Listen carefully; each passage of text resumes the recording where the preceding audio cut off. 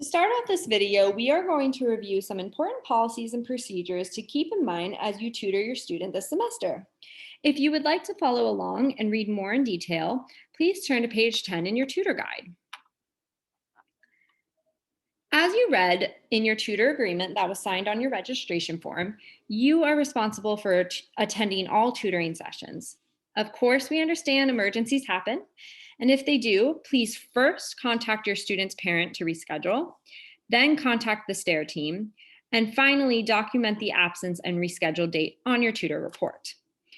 It is your job to work to find a time to reschedule if you have to cancel for an emergency. Please note that if you reschedule, you must tell STAIR the new date and time. Tutoring is allowed outside of our normal tutoring hours, which are Monday through Thursday from 4 to 6:30. However, we do feel that it's important for tutors to know that STAIR will most likely not be able to provide support at that time if needed. Just as we ask our tutors to agree to an attendance policy, we ask our families to make the same commitment. STAIR asks all parents to make a commitment to being on time and prepared for each STAIR session.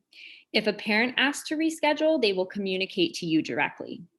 We ask that you try your best to be flexible, although we don't expect you to be excessively flexible, as we respect the commitment you are making and value your time.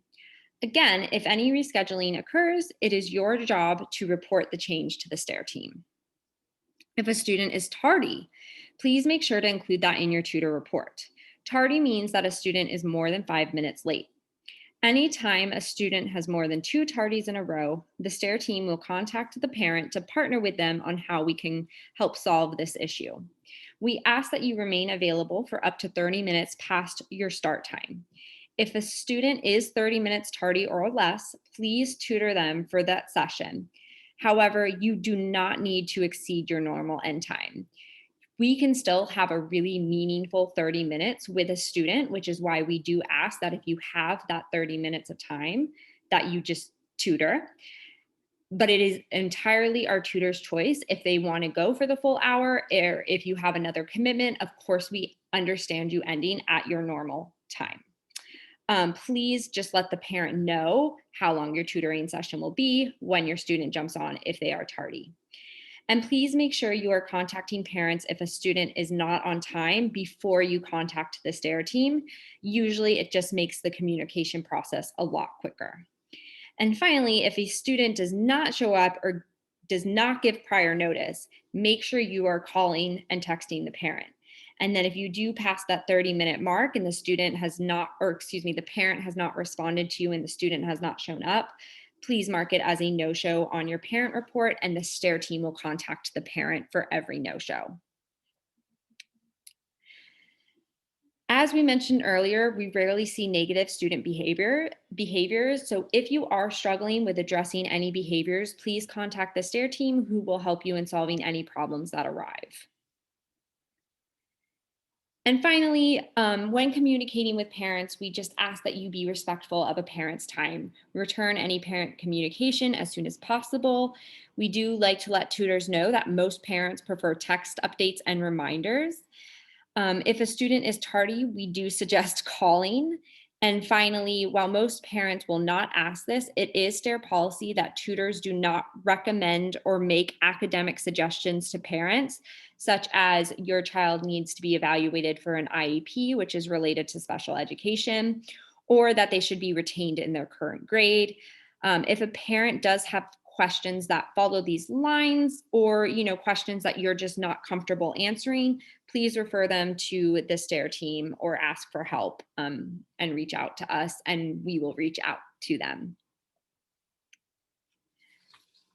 So before we get into our frequently asked questions that past tutors have had, we're going to do a very quick Google Classroom tour.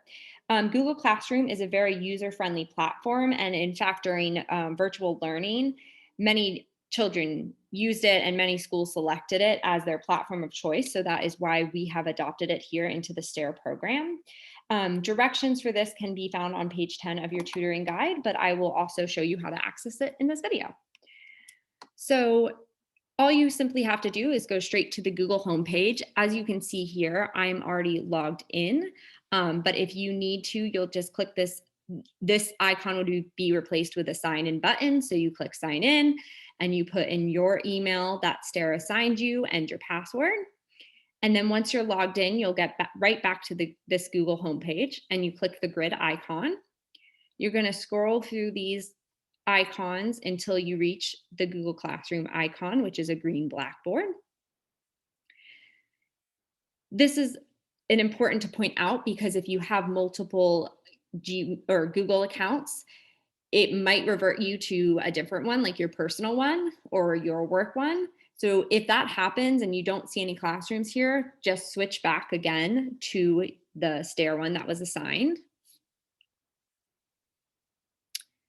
And when you do that, you should see your students' classrooms pop up. You might only have one if you're only tutoring one student, and you might have two if you're tutoring more than one. So you click on the student whose session you're joining. And then all you have to do simply is hit join on this Meet link.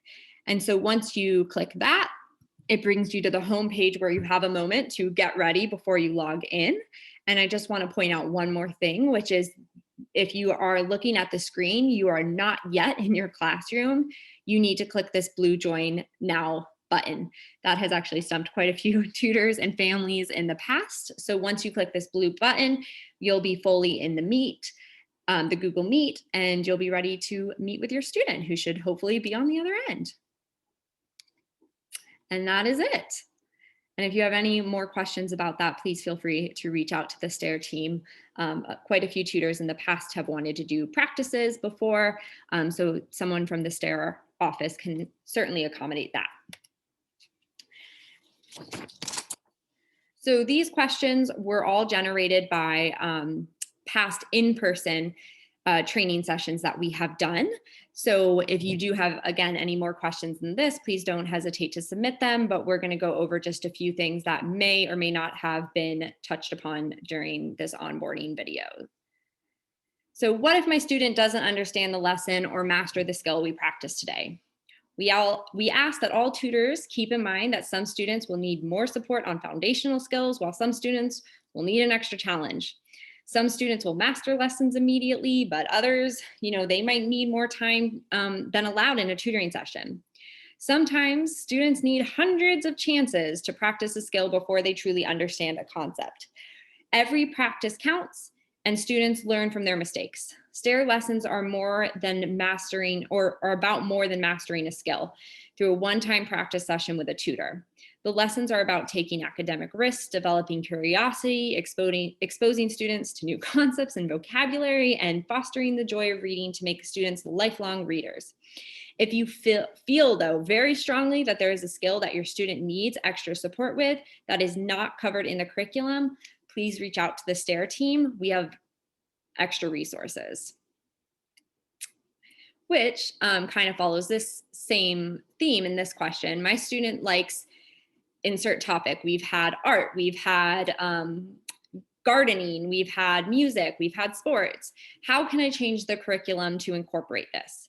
Usually we can find a way to do this. It's not so much changing the curriculum as giving you more resources, but please contact STAIR before doing this. Again, our curriculum was designed to have the highest impact possible in the short amount of time you have with your STAIR student. What if my student needs help with additional topics not covered? So again, this is kind of that along that same line. We've had tutors who want to work on contractions. We've had tutors who, want to start moving on to different letter sounds. So this does happen. STAIR has a lot of extra resources that we can provide. Please let us know what you think you need for the extra support. But we do ask again that you keep in mind your time with your student is very short, and once again, the curriculum was designed to have the highest impact possible, targeting the most common skills that most students need to review. We missed a session. What lesson do I do next? No worries, just continue on to the next sequential lesson. Usually students can find a time to reschedule the missed lesson, so there is time to catch up. Please don't skip a lesson and try to cram multiple lessons into one session. I don't feel like my student is making progress. What do I do? Remember that not all progress is quantitative. Your student might be developing skills at a slower rate, but maybe they are falling in love with reading, which is an important goal that we're trying to achieve. Typically, 80% of our STAIR students show growth and about 20% maintain progress. So far, none of our STAIR students have shown regression, which is great. We will update you on your students' progress after the program has ended. My student does not like the book selection. What do I do? Again, this actually isn't really a common problem. I think in the past few years, we've had 2 tutors who have had this issue. But if it does occur, your student will most likely not like 1 or 2 of the books, but not the whole selection. If this does happen, first we ask that as your student's tutor, ask how your ask we ask we ask you to ask yourself, how are you presenting this title to your student? Do you say, we have to read this book today, rather than saying, I have a great story to share with you?